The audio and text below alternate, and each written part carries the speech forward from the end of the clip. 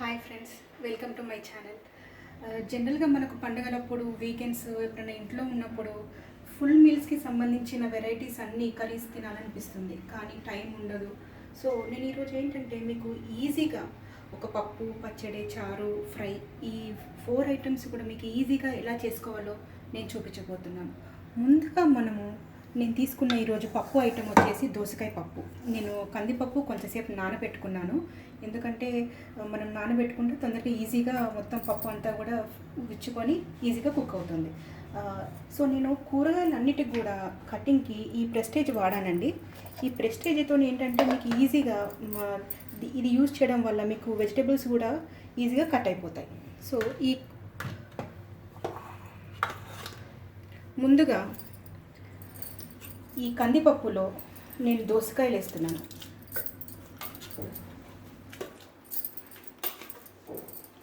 కొన్ని టమాటాలు,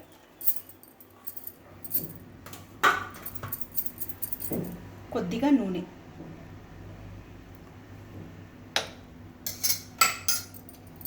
పచ్చిమిరపకాయలు,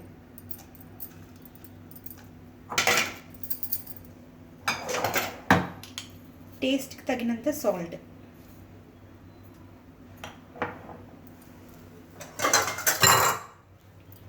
తర్వాత కారం,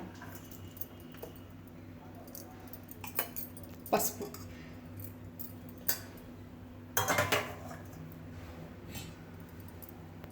అల్లం వెల్లుల్లిపాయ టేస్ట్ కావాలనుకున్న వాళ్ళు అది వేసుకోవచ్చు, లేదు అంటే వెల్లుల్లి నేను కొంచెం దంచి ఉంచాను, అది కొంచెం వేసుకోండి. ఇప్పుడు అన్నీ కూడా ఒక్కసారి కలయబెట్టుకోండి.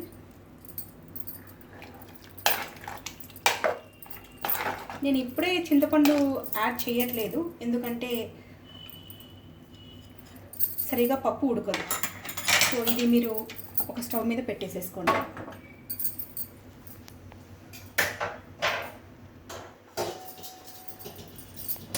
స్టవ్ మీద అది పెట్టేసుకోండి.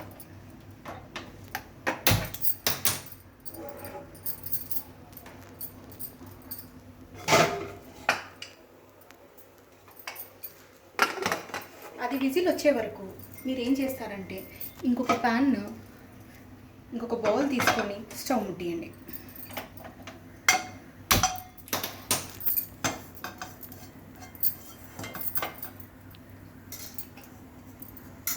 దాంట్లో కొద్దిగా ఆయిల్ పోయండి. ఆయిల్ పోసి ఈ బీరకాయ కట్ చేసి పెట్టుకున్నాను, నేను దాంట్లోనే ఆ కట్టర్లోనే కట్ చేసి పెట్టుకున్నాను, మీకు ఎక్కువ సమయం పట్టదు. బీరకాయ వేసుకోండి,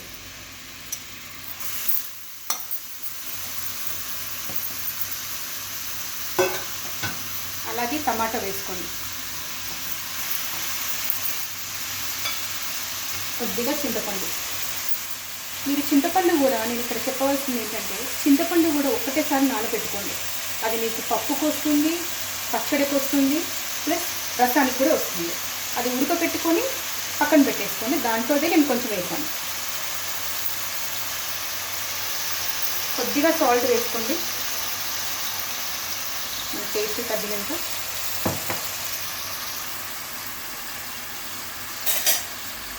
ఒక్కసారి కలిపెట్టుకొని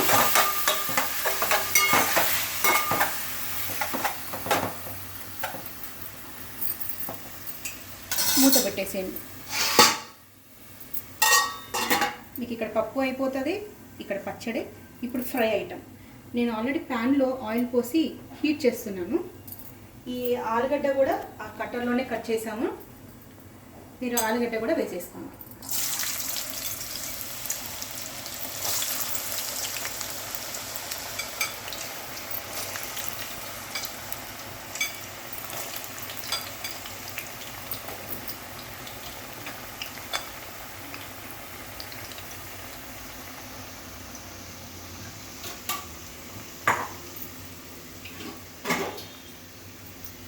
ఇంకొకటి మిగిలిపోయిందండి మనకు, అది వచ్చేసి రసం. ఈ రసము చింతపండు గుజ్జు. ఇది ఏం చేస్తామంటే మనము ఒక గిన్నెలో కొంచెం నేను తిక్కుగా ఉంది దీన్ని మీరు ఏం చేస్తారంటే కొద్దిగా దీంట్లో పోయండి, కొద్దిగా ఉంచండి. ఇది పప్పులకు మనకు కావాలి. దీంట్లో వాటర్ పోయండి.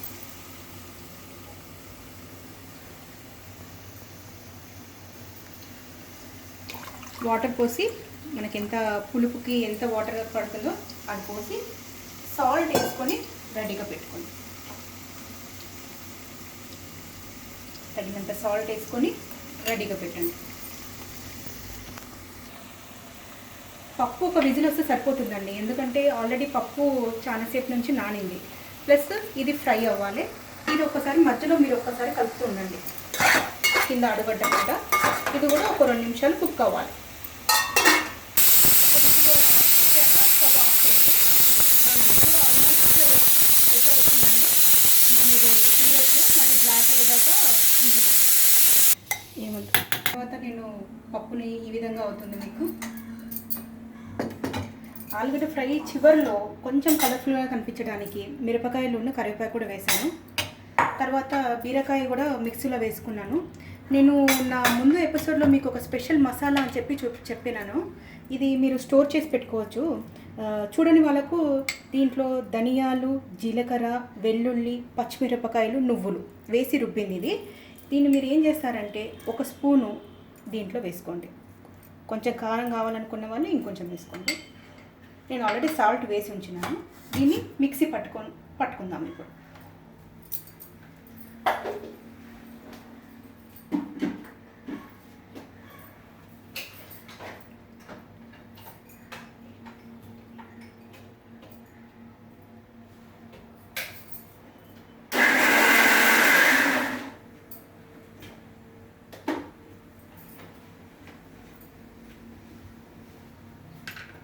బీరకాయ పచ్చడి నేను మిక్సీ పట్టానండి.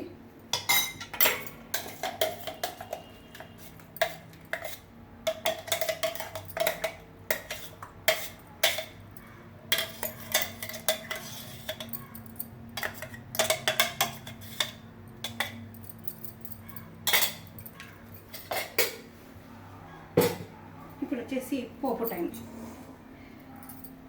స్టవ్ వెలిగించి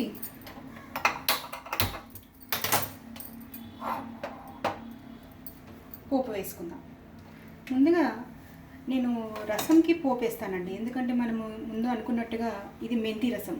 ఈ మెంతులు వాడతాం. ఈ మెంతులు అనేది మిగతా వాటికి అంత సెట్ కాదండి, చేదైపోతుంది. కాబట్టి ఫస్ట్ చారు రసం పోపు వేసుకొని పక్కన పెట్టేసుకుందాం.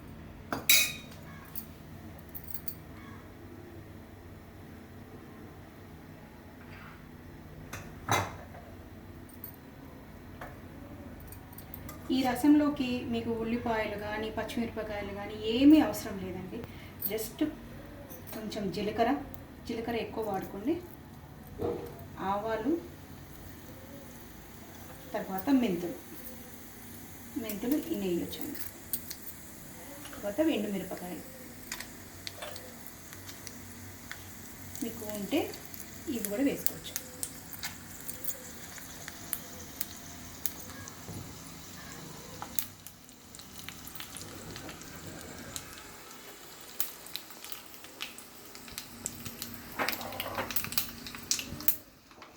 తర్వాత కొద్దిగా కరివేపాకు వేసుకొని చిటపటలాడినాక పసుపు వేసుకోండి. పసుపు వేసి ఈ చింతపండు రసంలో వేసేసుకోండి. ఈ రసం ఇక్కడికి అయిపోతుంది. మీరు కొద్దిగా మసలు పెట్టుకోండి. ఇది వేరే స్టవ్ మీద అవుతుంటుంది. ఈ లోపల సాల్ట్ యాడ్ చేశాను నేను ఆల్రెడీ. ఇప్పుడు మళ్ళీ పోపు మిగతా వాటికి పెట్టుకుందాం.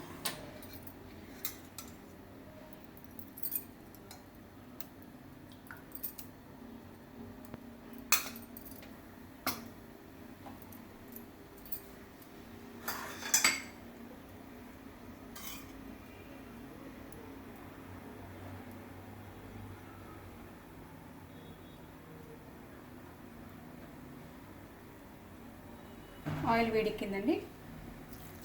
జీలకర్ర, ఆవాలు, ఎండుమిరపకాయలు,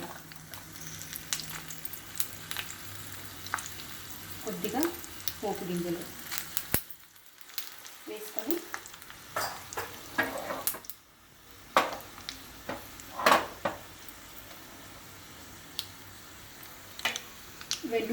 కొన్ని వెల్లుల్లి మనం ఎంత మంచిగా వాడితే ఎక్కువ వాడితే అంత మంచిదండి. వెల్లుల్లి కట్ చేసుకొని వేసాను.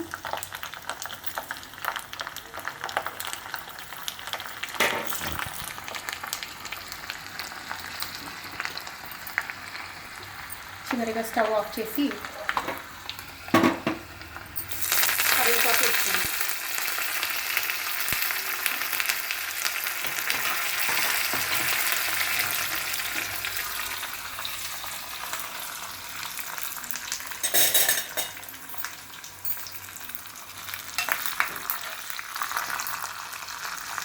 కొద్దిగా పచ్చళ్ళలో వేయండి,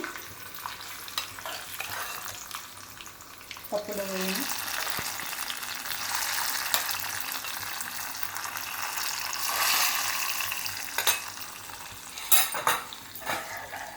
చూడండి ఎంత కలర్ఫుల్గా ఉందో. ఇది మరీ పప్పు మెత్తగా చేసుకోకండి, ఊరికే అట్లా కలిపి పెడితే సరిపోతుందండి. సో పప్పు ఈజ్ రెడీ. నెక్స్ట్ పచ్చడి ఒక్కసారి కలుపుకోండి.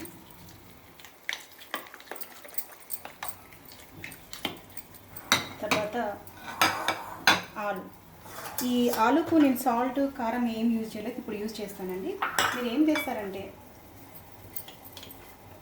దానికి సరిపడా కొద్దిగా సాల్ట్, కారం, సాల్ట్ కారం రెండు వేస్తే సరిపోతుందండి. ఇంకా కొంచెం ఫ్లేవర్గా ఉండాలి, మీకు హోటల్ స్టైల్ రావాలి అంటే కొద్దిగా వెల్లుల్లి, తర్వాత పెప్పర్ పౌడర్. ఇప్పుడు ఈ కాలంలో మనకు పెప్పరు, ధనియా పౌడర్ ఇవన్నీ యూజ్ చేయమంటుంది. ఏ విధంగా యూజ్ చేయొచ్చు అంటే ఈ విధంగా మనము యూటిలైజ్ చేసుకోవచ్చు. కొద్దిగా పెప్పర్, కొద్దిగా జీరా పౌడర్, కొద్దిగా ధనియా పౌడర్. పెప్పర్ కొంచెం ఎక్కువ యూజ్ చేసినా బాగానే ఉంటుంది. ఇవన్నీ ఒక్కసారి కలిపి పెట్టుకోండి.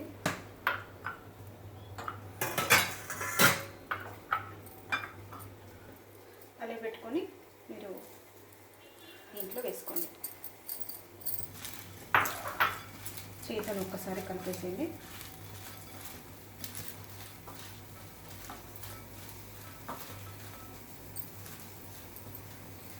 ఇంకొక విషయం అండి, ఇక్కడ పప్పులో మీకు పులుపు కావాలనుకున్న వాళ్ళు కొంచెం పులుపు కూడా యాడ్ చేసుకోవచ్చు. చింతపండు మనం తీసి పెట్టాం కదా, అది కొద్దిగా అది యాడ్ చేసుకోవచ్చు. వద్దనుకున్న వాళ్ళు అలానే తినొచ్చు, ఎందుకంటే ఎలాగో చారు ఉంటుంది కదా.